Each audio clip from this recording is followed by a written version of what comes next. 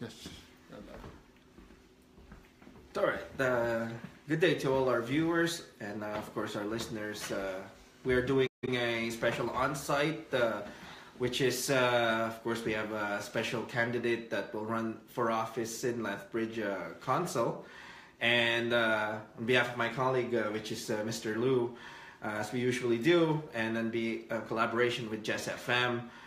This is actually the Pinoy Hour special time slot. And to begin, we have our special guests as of today, and we got the Honorable Mr. Nick Paladino. Thank you. Okay, thank you, Thank sir, you for having us. Thank you. Thank you. All right, to all our viewers, of course, as we usually do, we engage, we throw in some questions, and of course, like we usually do, we're gonna ask the good gentleman about his background, and of course, tell us something about yourself, Mr. Nick. Well, first of all, hello listeners, and welcome the Asian community to Southern Alberta listening in.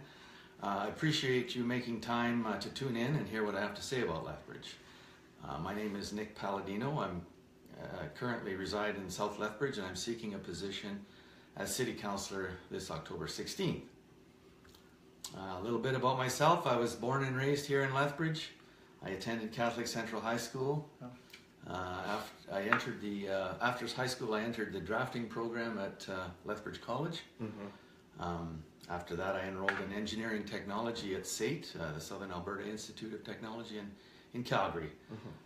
I came back to Lethbridge, and I was hired by the city at the time as a draftsman, drawing streets and roads and sewer lines and water lines. Wow. Really exciting stuff. After 7 years with the city, I took a year off to try something different, and then I went across the street from City Hall when I was offered a development officer job with the County of Lethbridge. Now they call it Lethbridge County. This turned out to be a good move as the job evolved a little bit into a manager of planning and development. And it was during this time, those 30 years, I spent 10 years as vice chairman of the Community Planning Association of Alberta, and I was a board member of the Alberta Development Officers Association, which I helped found that organization. Under Mayor Tarlick, I sat on the First Gulf Gardens Revitalization Committee, that was back in the 90s, and I currently sit on the board of the Italian-Canadian Club. Wow. It's very nice to know. That's what I'm doing there. That's a very extensive and a lot of experience for our Honorable Paladino. Very good portfolio. Yeah. Thank you. So, And we have to greet any of our Lethbridge Italian community. Yeah. Got a big dance this Saturday night. Yeah, wow. It's dinner and dance. you can invite them. I think it's sold out. Oh, it's sold out. Okay. Yeah, we're celebrating 40 years since the hall was built. Wow. Congratulations. My dad was very instrumental in getting that hall going back in 1975. In fact, when I came out of SAIT, they had me draw the original, or the sketches for how the floor plan and everything would work. That they had some land on the north side where it is now, and yeah, so that was so this is 40 years since that hall was built. Yeah. Congratulations. And like Honorable Paladino said, that he's been in Lethbridge pretty much all his life. Yeah, born and raised. Yes. So, sir, how do you like the weather here? Have you lived, even for a short period of time? I love the weather. I love the weather here. I mean, this summer was extremely hot. Yes. But we could have used some rain at nighttime. Wouldn't have hurt. But the same heat that we get in the summer, we also get the nice Chinook winds in the wintertime, and it makes it feels pretty good. Oh, that's great. Yeah. And, I know you're going to ask me if immigrants like or come to Lethbridge because of the weather, and that might have something to do with it. I know it's nicer than Calgary or Edmonton in the winter, and I think that and the small size of this community is attractive to immigrants. And the other thing is too, if there's say a Filipino family here already, that also has a big connection on who comes next, right? So. They like to locate where other family members are. Yes, and it's a lot easier for immigrants to adjust to the weather. especially coming from a warmer From climate. a warmer climate, That's yeah, right. yeah. I know my parents, when they came here, they came because of family ahead of them. And so, you know, otherwise, why would somebody from Italy choose, you know, throw a dart at a map and you end up in Lethbridge, Alberta? You know, so that's what they do. So, yeah. That was the wind. You like the wind so far? The wind? It gets into you, or? I think I'm used to it. Ever since I lost my hair, it doesn't bother me anymore. But No, I'm used to the wind. It's very good. Yeah. Because I often ask this question to like local Lethbridgians that, and most of their answers like, oh, it's the wind, and then that gets me some headaches. Yeah, and so on. some people suffer, unfortunately, but that doesn't bother me physically at all. No. And likewise, sir. I just use like a iPod or just music, so it doesn't. You know what bothers me too is when these trees out here, when they go golden and orange and red, and then the wind comes in, and one day all the leaves are gone. Yes. Otherwise, they would hang around. They would hang around a lot longer. But that's minor. That's very nice. Now, our second question basically is what makes our city Lethbridge stand out compared to like city of Calgary, city of Edmonton. Where do we go from there? Well, the economy here, like Calgary and Edmonton has struggled with the oil and gas economy. Yes. I think They're very heavily dependent. Very heavily dependent, and you know the corporate hubs are there, and Edmonton's got the blue collar activity from Fort McMurray and all, but our roots here are in agriculture, and I think, well, I know there's over 1,000 farms and ranches in the county, and you add lots of water, the good weather, that mild weather we're talking about, Yes. the closeness to the American border.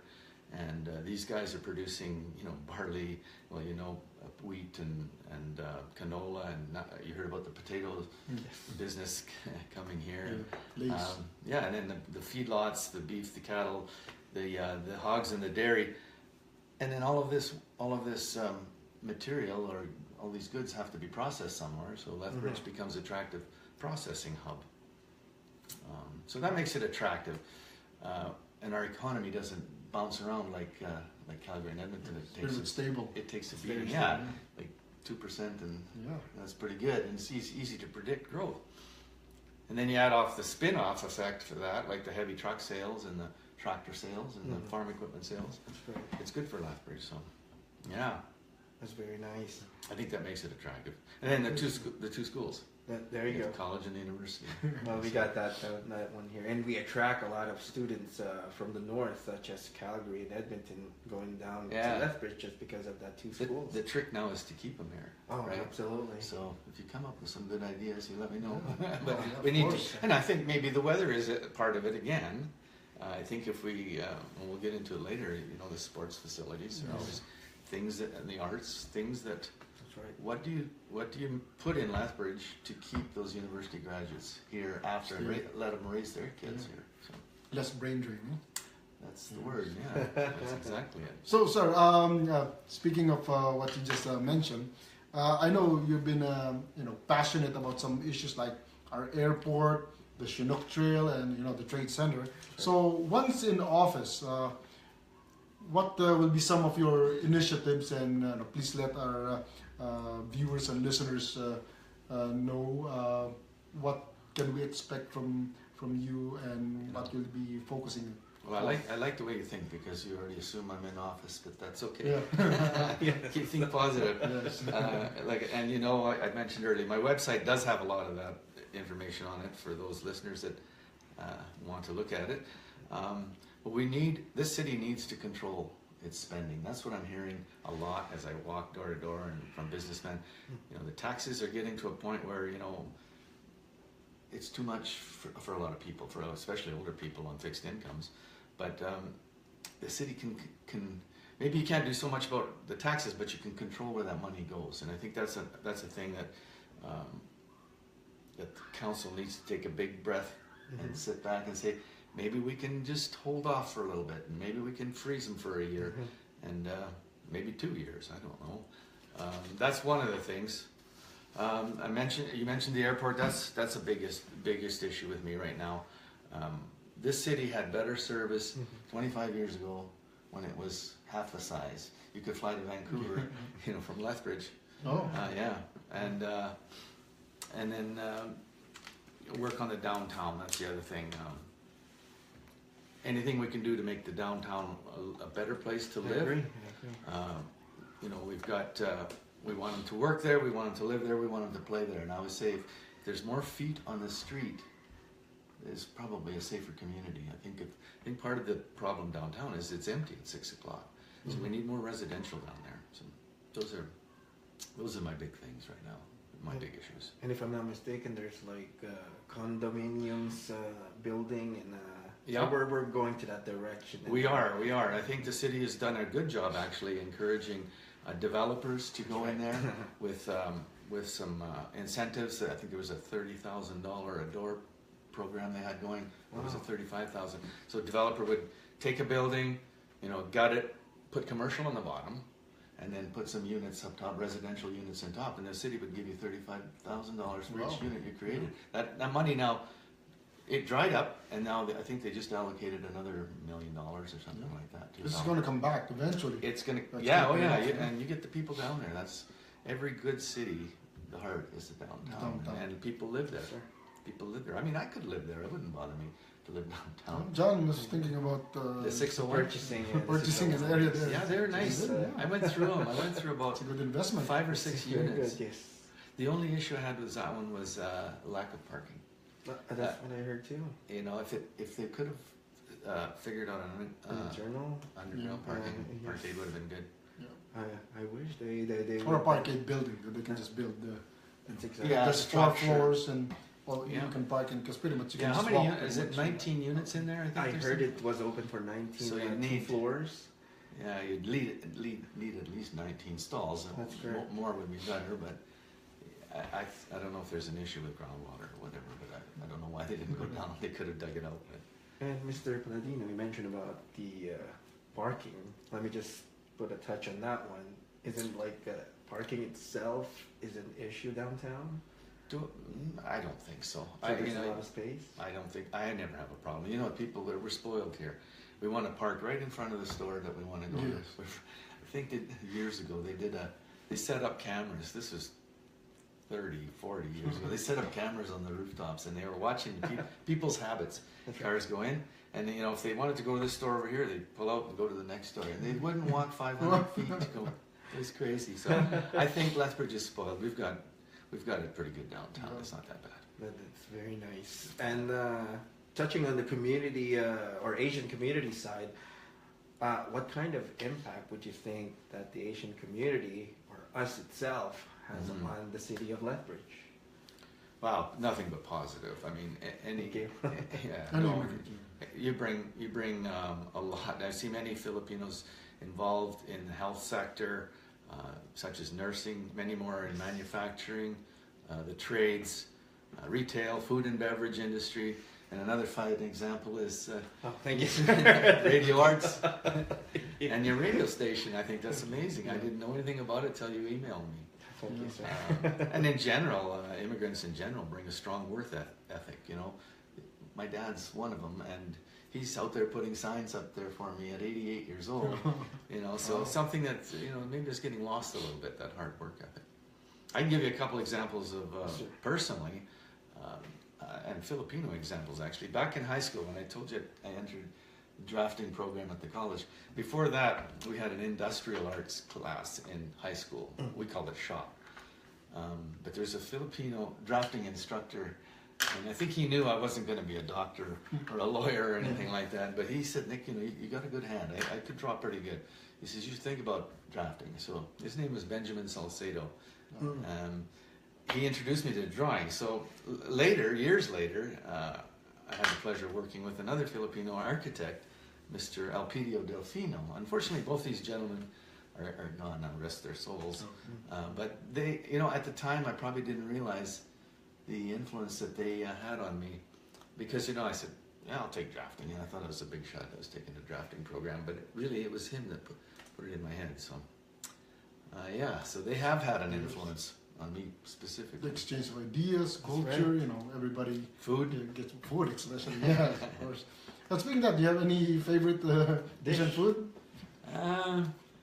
No, I like Chinese food, but Everybody loves Chinese food. yeah, good selection in Lethbridge. 99% I guess. Yeah, we have a good selection here in Lethbridge. You know, they come from Great Falls. People come from Great Falls to eat Chinese food here in Lethbridge. Wow. Because So it's a staple for us. American Chinese food isn't very good. I don't know what the problem is. Unless maybe you go to San Francisco or something like that. That would be a different story. But we thank you for sharing that story with the two Filipino or late Filipinos. And I know our viewers will be proud. And of course, I myself and my colleague pretty much proud and hearing it from. There must be a good architecture school or university in the Philippines because both of them came out of the same stream. It's neat that I got to meet with them and work with them. So. That's correct. I think one of our arts or like one of our pretty much natural abilities is like draw. Like in my family, my dad can draw. My 3 brothers can draw. See? Unfortunately, drawing doesn't like me, so I can't draw. So thank you, sir. But you have something that's like question? Well, we support a lot of sports activities here, and I'm sure you're pretty much a sportsman yourself, playing tennis and sports, right? Yes, you knew that. Well, we have very great teams like the Hurricanes, the Pronghorns, the Kojaks, and other Lethbridge teams. So we really think, and what would you suggest how to add or improve sports activities here in Lethbridge? And it's true. We do have some great teams, and we have some excellent facilities too in town. We have like some really nice swimming pools. We've got a brand new one over here at Henderson Lake. Yes. Our hockey rinks, both curling and hockey rinks. Sure. Golf courses are all world class as far as I'm concerned. Wow. Myself, I enjoy downhill skiing, and again, we're only a couple hours away from some pretty good ski hills. And I enjoy tennis, as you mentioned.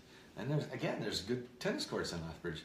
I do follow the Hurricanes. My 2 favorite sports are hockey and football, and unfortunately, and I should be ashamed, but it's NFL football that I like. Oh no, nothing to be ashamed of. I follow NFL. I don't follow much basketball, or I don't follow much baseball, but we should mention our local baseball team too as well. So we support them too. And one that came out of the blue was that skateboard park over there in Henderson Lake. At first I thought that was a bad location for that, but you drive by there and there's dozens of kids in there enjoying that facility, and they're staying out of trouble, and it's I never saw that one coming. So that one, kudos to the current council for approving that or getting that in town. And it's a good location because it's not in a back alley. It's high visibility. I think that's probably the key, that it's high visibility. And but I just love the way those kids enjoy that, and nobody's worried about lawsuits or hurting themselves. I just thought it was at first I thought it was a bad idea, but I have to admit it was a good facility. I'd like to see some more of those. So. I heard there will be a west side skateboard facility. Yeah, coming up. That's a great idea. Yeah, that would be good. Yeah, because these kids half of them are too young to drive. Yes, that's correct. Right, so they're 14, 15, and so you've got to put somewhere where they could ride their bicycles and get in there. But yeah, for sure, west side makes sense. North side too, for that matter. That park up there on the north end that they're building right now, that's almost finished. Have you seen that? It's wonderful. Yes, beautiful. Yeah. So maybe there'll be something in there. Who knows? Fingers crossed. Yeah. But yeah, I mean, this youth, a lot of energy, and of course, spending time there, and I've seen them a lot on summertime, and of course, they're really amazing. Like I was just there 30 minutes watching them do their thing. That pretty much explains everything, and our youth there just enjoyed what they're doing, and like Mr. Paladino mentioned, hopefully we'll get us more of those for our city. Sure, it's more affordable than hockey and all the equipment you got to buy for hockey. More facilities and more activities. Very good point, exactly. Mr. Paladino. Now, touching on our Lethbridge finest. The Lethbridge Police is doing a great job. And firefighters. Firefighters, there you go. The Lethbridge Police and our firefighters. And the first responders. The first responders, and we call them Lethbridge finest. Great. So they're doing a great job keeping the city, our city safe. And what will be your message to our local community, and how can we all contribute safer, cleaner, and better city for our town? Well, yeah, the Lethbridge Police Service is doing a great job. I have, no qualms. They're doing as good as they can with the budget they're given.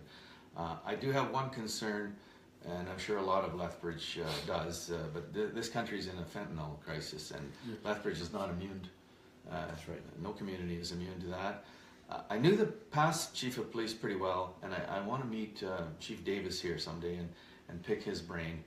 But I think a lot of the solution, or part of the solution, is engaging the public more. I think we're going to have to do a little community policing, or these neighborhood watch programs. There's one in the States called See Something, Say Something. And basically, keep an eye on your neighborhood, keep an eye on your neighbors. And if you see something that doesn't feel right, it's probably not right. I mean, I don't want to bring this up, but we had a problem with a neighbor here. It was a drug house. And you watched the activity out on the green strip, and you knew that wasn't right. Too much foot traffic and stuff. Too much foot traffic. It almost looked like a McDonald's. That neighbor's long gone. I better add that, but long gone, and it wasn't pretty. So so I think if you keep an eye on things, watch that's going to help, and then report any suspicious activity. I mean, these policemen can't do everything themselves, and they can't. I mean, they're out there patrolling. If they need a bigger budget, they got to come to council and ask for a bigger budget. And I know they chew up a pretty good chunk of the budget now. That's right. But you want a safe city, that's the price you're going to have to pay. And it's not going to get better as you get bigger. You just got to you got to put more money to it. So. Oh, that we agree 100%. Yeah, and I think, again, if we go back to the living downtown, I think if we get more people downtown, like I said, to get more feet on the street, again, that's going to help. You don't want empty roads or empty back alleys. That's where trouble brews. Yeah. We need more eyes, and we need more people being concerned and letting everybody know if there's something that's going on. Exactly. Well, thank you for that input. Then again, we support our Lethbridge Police, our firefighters, and the EMS.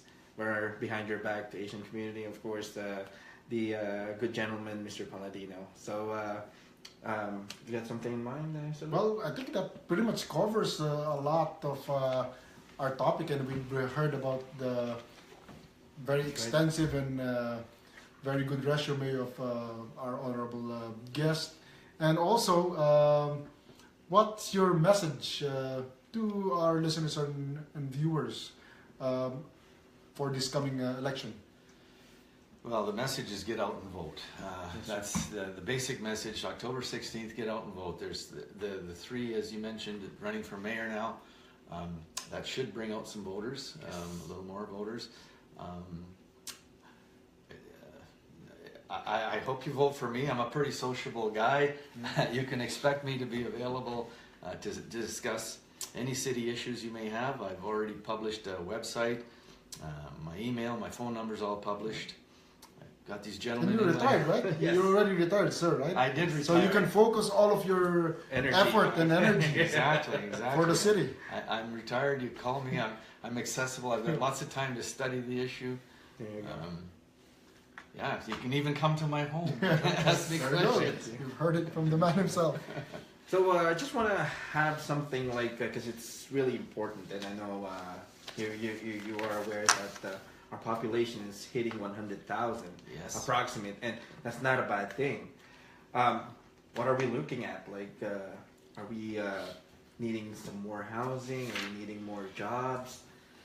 Well, I don't know if the developers will take care of what we need is if we need more housing. It's the mix of housing we need to focus on. I always believe that Lethbridge and Lethbridgeites, Lethbridgians should have a choice of the housing type. So I was involved in a project in South Lethbridge in the deep south that were large lots, estate homes, nothing right now, nothing in there, less than $1 million. I don't know if I would do the same thing again. This was 20 years ago, but I was involved in that project. But it obviously was successful because they sold out. So that's one choice people have. But I'm saying we need to give a variety of choices. If I want something medium, or high density or low tax, make it affordable, low income. So you need to have a mix of housing, and so that everybody has a choice. So there's still doctors and lawyers that want the big ones, but there's some people that can't afford that, and a lot of people can't afford that, including myself. But we need a good mix of houses so people have a choice. Yes. More options is always better. That's right. And plus, we're preparing for the 100,000. Right, and again, we go back to downtown. I think let's put some more condos downtown. And I mean, there's some beautiful stuff coming up in Calgary. If Lethbridge had a tower like one of them nice towers near the Saddle Dome in Calgary, there, nice. I think I would trade in the house. And the dog will. I don't know, but the dog will have to worry about herself. I heard about Calgary selling its Flames or selling its team, huh? What do you look? Just recently, you mean all the moving the team? You mean? Yes, that's what I heard. But I think that's posturing. I think that's the Flames over here and the mayor over here, and I think they're trying to come to a deal. And you always have to look at Trump. You have to start at the extreme end, and then go in the middle, and you come and work to the middle. That's what council's for. That's correct. There's going to be some community money put in there. There's no question, but how much is the question? I mean, and these millionaires that own these teams, they've got to buck up too. They've got to. They know Calgary's a great market. No, you don't want to pull the Flames out of Calgary. Where are you going to bring them down to Seattle? I guess is the talk. Calgary's a great city. 1.3 million people. They can afford those tickets. When times turn around a little bit better for Calgary, they'll sell out every night.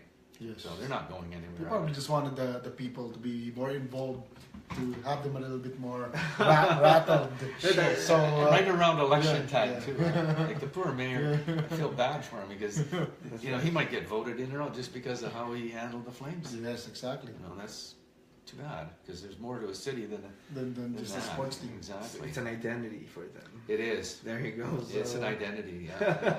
What are they gonna do with all them red jerseys?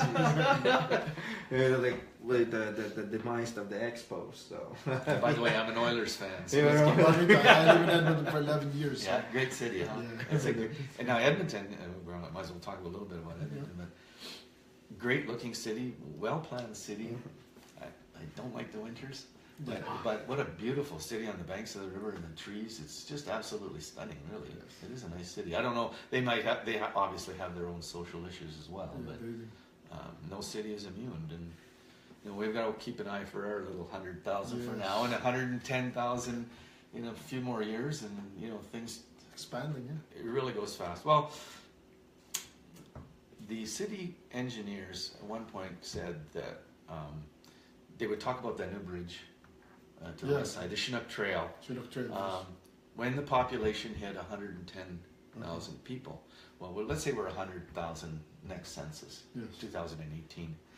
Well, you do the math at 2% growth, even at 1.8% growth. You do the math, we'll be 110,000 a lot sooner than they think that bridge needs to be built. Like they said that it would be 2025 or 2030.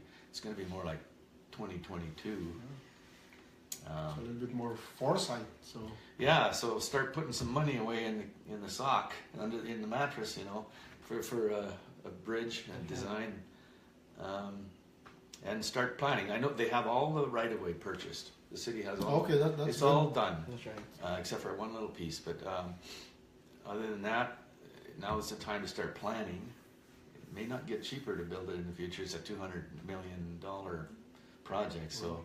It's a big chunk of change, but as of today, it's not ready. I think there's still lots of room on Whoop-Up Drive, traffic-wise, and the money. I mean, how are you gonna afford this? Sure.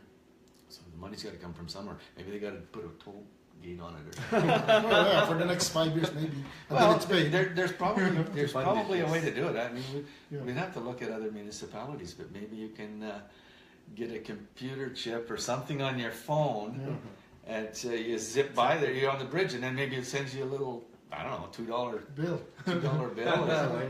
And the chip's in your your phone would get passed around, but in your windshield maybe. I think they have that one in Toronto. Is that right? When I drove, they call it 736 because I'm from Montreal. Oh, And, yes. And great city, yes. And I got like a bill because I passed through their express line. Oh, so you use They just a key fob. Like they use my key and they detect it and then They do they that, send you a bill. or the plate, those cameras that capture plates. That's okay. it. They do that in the Well, States. you know, maybe that's an idea. Why not? Why not? Just for, like you say, for 5 years or till half of it's paid for. Because I know where the argument's going to come from. The argument's going to come from the people that live out in Black Wolf, up the north end of town, saying, "What do I need a bridge for?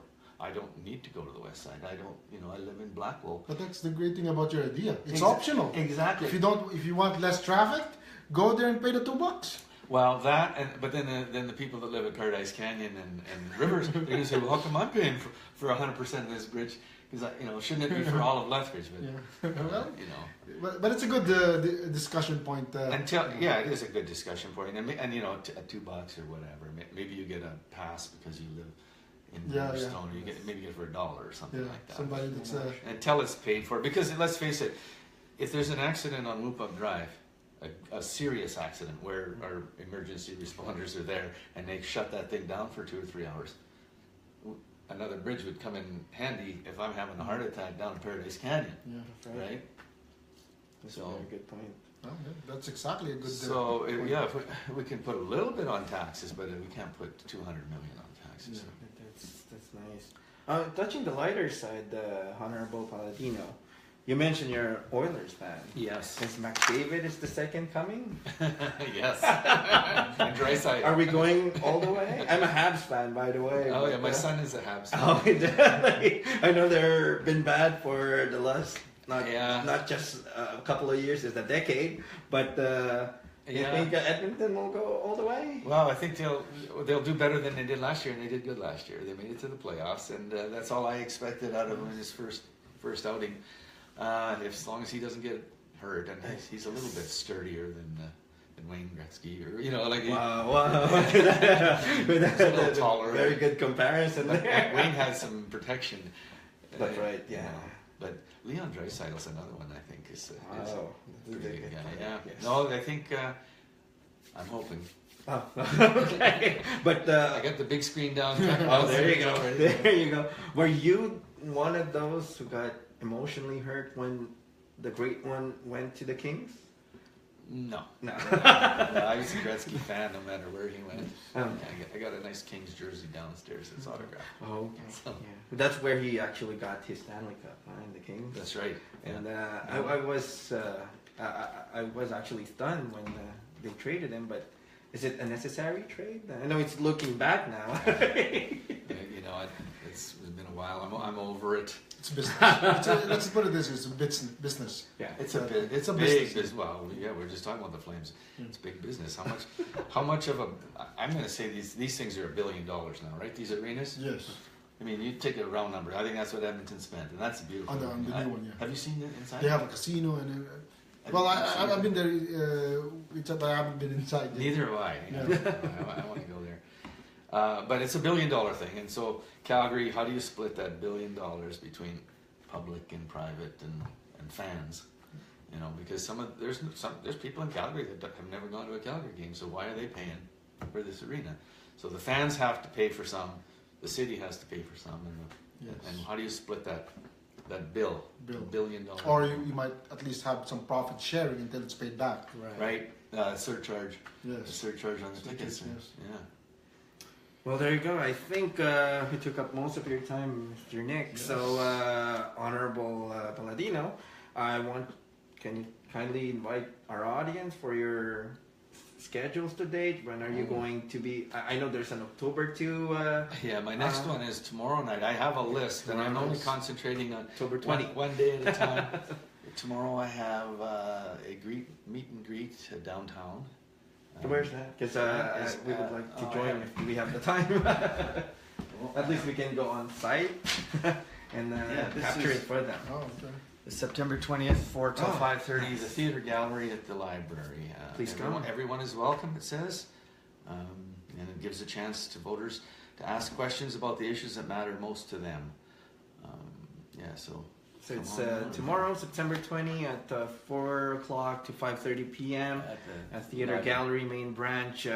Come and meet up with our good gentleman here, Mr. Nick Paladino. And hopefully if you have like questions, of course he would address that for you right there and then. And kindly wait for his social media account that will be set up soon, I would assume. I'm taking good advice. Yes, and check his website as well, nickpaladino.com. Mr. Nick, the www.nickpaladino.com for his insights and of course his portfolio and history, what's his plan for our city. And of course, oh sorry, go ahead. I just wanted to add one thing that we never touched on it. Yes. I wanted everybody to know this is a self-funded campaign, and I put that out in my literature. When I signed up for this back in June, I've been at it for almost 6 months, I declared on a piece of paper that I was going to be self-funding this thing. I'm not going around collecting money from anybody. No strings attached, eh? No strings attached, that's the big Nice. thing. Plus, you know, it's a huge blow to your ego to ask people for money, and I don't like asking people for money, and but I don't owe anybody any favors. You know, you can get contributions as many dollars as you want if you really want to do it. But so I wanted everybody to know that's a self-funded campaign. Oh, That's a very good. I'm keeping the budget low too, though. There you go, and it's good to know, Mr. Paladino. Right. And of course, we're trying to send a message to our audience and of course to our voters. Hence the title, "Exercise Your Right 2017." Then again, we have the Honorable Mr. Nick Paladino on our Facebook page right now. And any archives history can be reached and can be viewed on our page, which is PinAsia Media. And of course, you are all welcome. And we will spread the said video as well as when he sets up his Facebook account. And right there and then we'll post it right away. And all history will be on our page, as I've indicated. And of course, on behalf of Pinoy Hour, Pinoy basically is Canucks to Canadians. So we call it Pinoy Hour. And on behalf of Lou, on behalf of the great gentleman, Honorable Nick Paladino, which invites you to get out and vote, exercise your right on October 16 at 8 a.m. I assume the open precinct. I would think so. I've been all day. Okay, there you go. So get out and vote and make a change, be the change. And on behalf of our show, and my name is John, and we'll be wrapping it up. And thank you, and we wish you a good day, and get out and vote. Thanks for listening. thank you very much. Thank you, Mr. Nick. Thank you. Thank you, sir. Thank you for coming. Thank you.